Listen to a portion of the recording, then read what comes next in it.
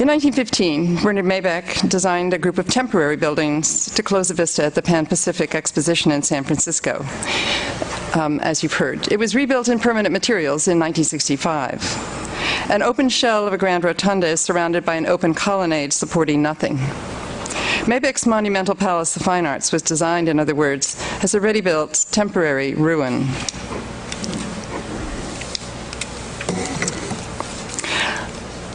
Yeah, advance. Above the colonnade, weeping maidens turn their back to us, and they water large planting boxes with their tears. The maidens weep with the sweet pathos of memory of a grand architectural and cultural past now reduced to ruin. Reflected in still water, the panorama urges the viewer to reflect on what we can learn from the crumbling traces of a great civilization.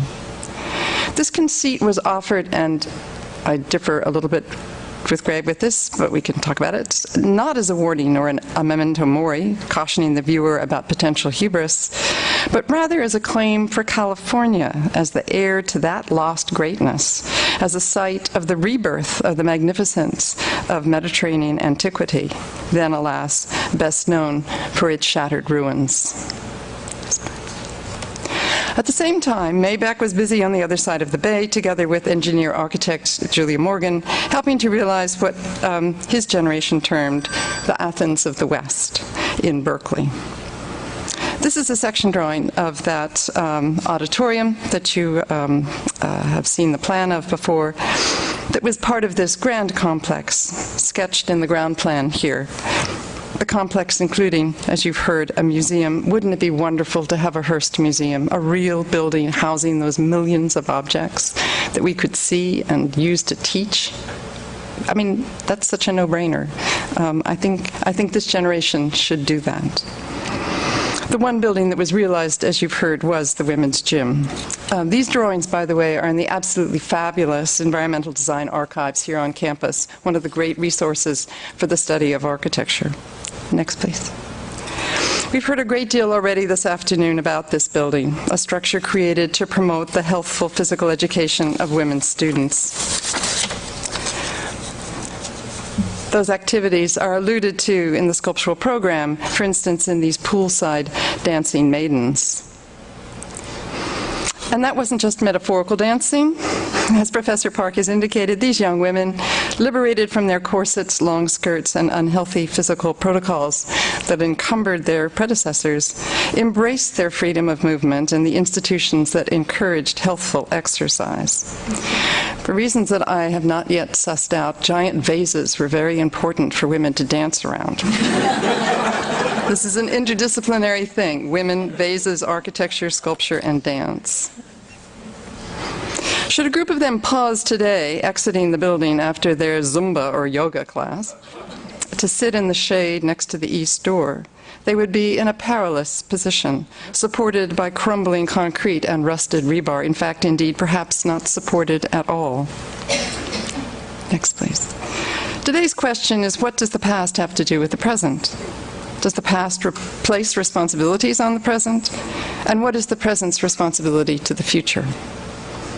9 years ago, the university commissioned a detailed historic structure report of Hearst Gym, a report that made clear both its national historic importance and its precarious physical condition. And that has been made available to Gray and myself to read. It speaks in technical but poignant terms of, and I quote, water intrusion deficiencies, and a plethora of other deficiencies that have not been remediated in the intervening 9 years. 5 subsequent reports on the building, done in 2005, 2006, and 2007, including a deferred maintenance report, have not yet been made available to us. Maintenance and remediation continue to be deferred. And in the interim, the institution has expended $500 million of borrowed money and committed another $500 million in interest on 2 intercollegiate athletic structures located directly, as you've heard, on the Hayward Fault. When I asked a geologist what this meant, because I'm not a geologist, he said, well, you know, it looks like this, and someday it will look like this. I thought that was pretty poignant. As I said, this fact has been mentioned before, but it does bear repeating. Can I have the next, please? I'd like to return to origins for a moment because I'd like to underline how really extraordinary this campus has been. Established in 1868, the university was, 3 decades later, a cluster of imposing buildings scattered almost randomly on a 30-acre hilly site, bracketed by 2 creeks. South Hall, recorded on this map of 1897, is the only surviving 19th century structure from that first period.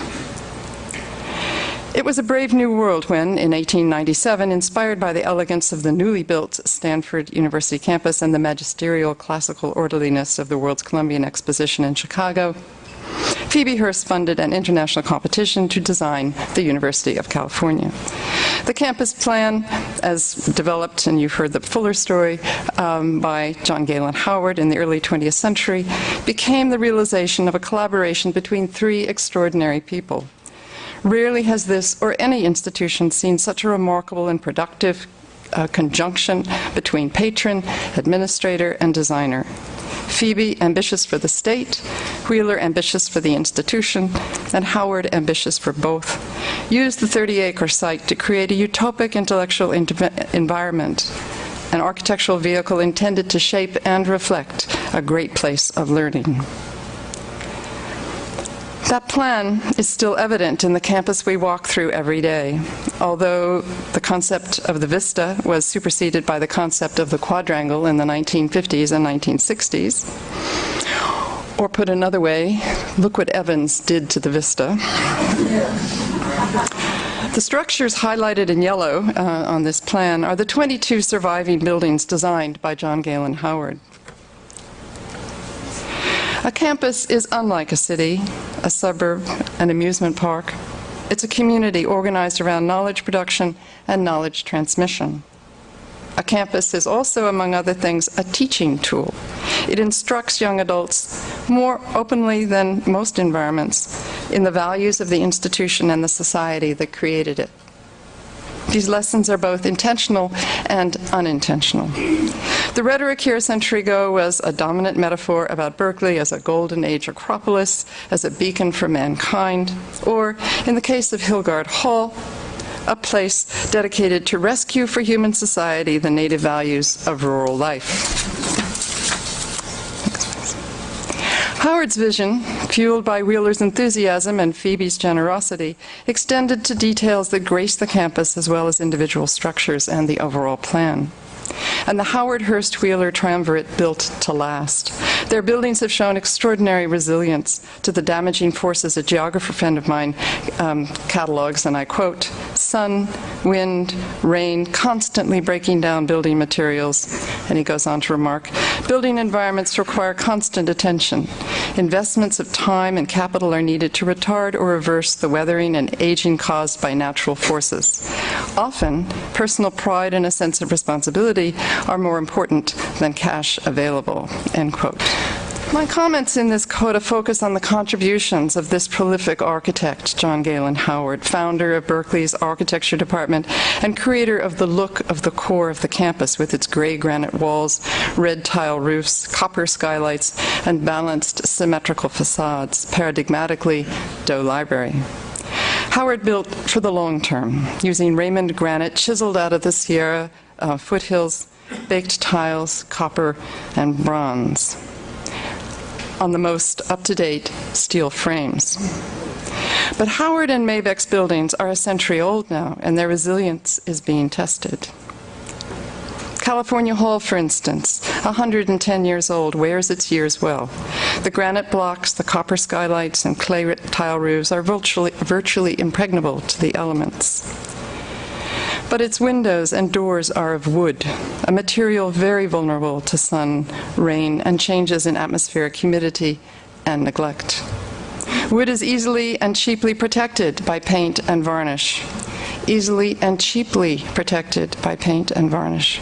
But those modest investments have not been made, even here at California Hall, at the heart of the campus and the seat of the administration. Some doors do get varnished. Both of these are in John Galen Howard buildings. The one on the left is California Hall. The one on the right is LeConte, where our Nobel Prize winners, I think, hang out.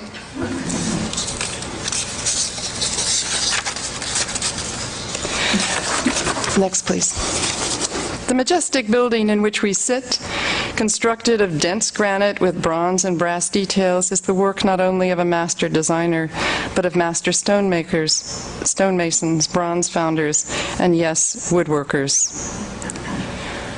whose unpainted windows are rotting. Next, please. As you'll recall, Benjamin Ida Wheeler was the president who worked so effectively with Phoebe Hearst and John Galen Howard to create the campus core. This building is named for him, Benjamin Ida Wheeler Hall. I'm reading it for you because you can't read it. Those used to be brass letters above the bleached and checking wood of the elegant but unvarnished wooden doors. Next, please. One of the oldest buildings on campus is also among its most dog-eared. The old powerhouse is made of Flemish bond brick with glazed headers. This is a very upscale brickwork on the model of a 13th century Italian Romanesque church with a beautiful soaring interior skylit space. The building was built in 1905. It hasn't been used since I came to the campus in 1981, and it is perhaps the most neglected of Howard's buildings. May I have the next? Equally venerable and equally in need of care is Howard's Senior Men's Hall, built of stacked redwood logs. It's now over a century old and in desperate need of a new roof. I think you can see, even though it's dark, that it's in desperate need of a new roof. Can I have the next, please? Rusted iron, rotting wood, dissolving plaster. These problems are, for the most part, easily and cheaply prevented. What we see didn't just happen. It's the result of decades of decision-making. And what we see is not just a failure to understand that the buildings that facilitate our teaching and research and service are subject to time, as we, of course, are ourselves. It is, I think, the result of an embrace of the new and the shiny over care for the old and the useful. In a nutshell, investment in the spanking new debt-belabored structures on the periphery contrasts sharply with the destructive neglect at the core. This is a landscape, to invoke Robert Reich, of inequality, of priorities visibly and publicly expressed. Next, please. Last spring, in a spontaneous and unusual turn to crowdsourcing, members of a faculty senate committee recorded some of the visual dimensions of UC's indifferent stewardship to our shared primary resource, the campus. These capture vignettes of Dwinelle.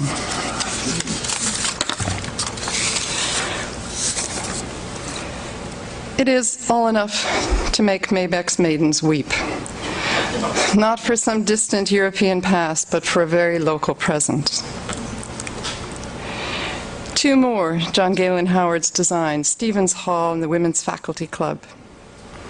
Physical environments are not neutral. They're full of messages intended and unintended, and they need active, caring stewardship to remain useful and to remain meaningful, and indeed to survive. Last year, I wrote a little brochure about John Galen Howard's contributions to the campus for the Women's Faculty Club, one of his last buildings. It is not here available, but Tina will take orders if you're interested on behalf of the Women's Faculty Club. It was my intent in writing that brochure to help people see and to value the built landscape in which many of us spend much of our lives. Of course, there must be new buildings. The music library, for instance, is terrific, a gorgeous building. But the priorities so very visibly and disparately exhibited in campus investments make clear that any amount of money will be borrowed and spent for some purposes and not a nickel husbanded for others. It's enough to make angels weep. Who's responsible and what's to be done? What we see in these photos taken last week is not the result of the 2007 economic downturn. And it's not the result of a dozen years of neglect. Rather, it's the result of decades of neglect. Who's responsible? We're all responsible for not raising the flag of concern earlier. We now have a new administration, and I think we can all work together on this. We can begin by crowdsourcing raw assessment data. We can together help identify for the new chancellor and the new provost an inventory of the most pressing problems.